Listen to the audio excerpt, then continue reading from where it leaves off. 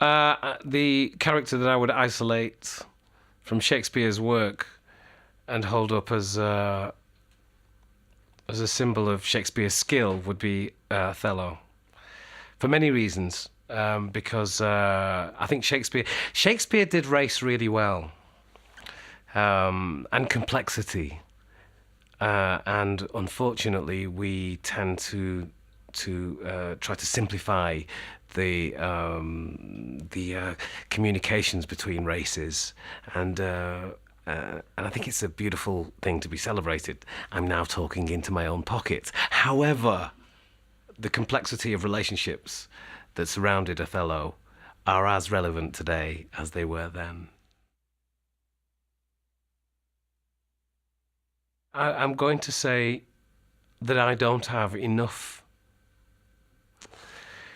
The British Museum this year has asked me to write about Shakespeare, and so one of the beautiful things about that is that I can now look at him and his work more.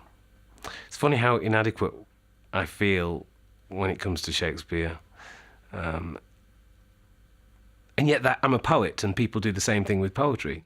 Yeah, poetry tends to make people feel as if they are inadequate of the ability to understand it, whereas actually it's quite the opposite, that once you let your fear drop, you can then enjoy the experience of poetry. And similarly, I expect Shakespeare.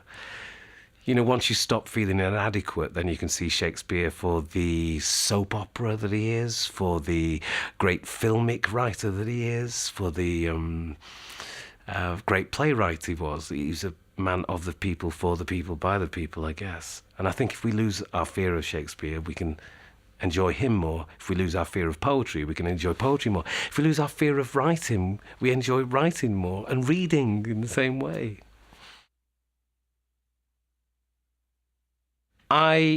Feel like I have a responsibility to let people know that, like Shakespeare, poetry is pretty much around them all the time and references their lives consistently. But that doesn't mean to say that I change the poem.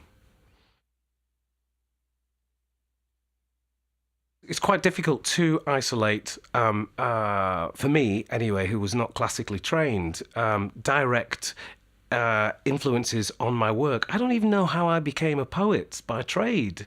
It's like a mixture of stars and the weather and my parents.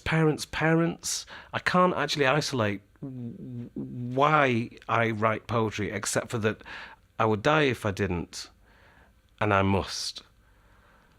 And sometimes I think that if I actually articulated my influences, what I believe to be my influences, I would actually be lying about what the root is of why I write. However, I can enjoy Langston Hughes, the poet from the Harlem Renaissance. I can enjoy Billy Collins. I can enjoy Carol Ann Duffy. I can enjoy the Beat poets. I can enjoy the Liverpool poets and the Last poets, and I can see how I would fit with them. However, I don't believe that they are the influence of me being a poet. Do you know what I mean?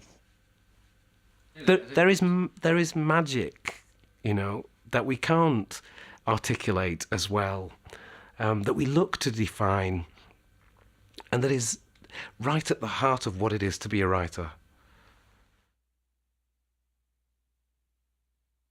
Oh man, that's such a killer question. Am I a disciplined writer? I believe myself not to be as disciplined as I would like to be. I write a lot to commission, and I only do commissions that I want to do, and I write what I like. You ask me to write, you pay me to write, I write what I like. People don't realize that. It's like the commission is something where you, as the writer, you write what you like. It's kind of obvious, I suppose. So the question is, am I disciplined? The answer is yes. I always have a notepad. I write a regular blog, terribly. Grammatically, it is the kind of thing that would scare every English teacher in the world. And I write books of poetry, one every 5 years. I write plays, I write articles.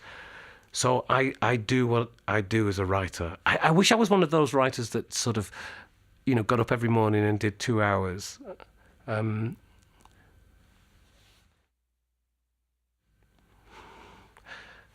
Look, it's about style, right? If you stylistically want to wear jeans, then you wear jeans deliberately as opposed to anything else. So grammatically, if you're going to be crumbly grammatically, then I want it to be a deliberate decision.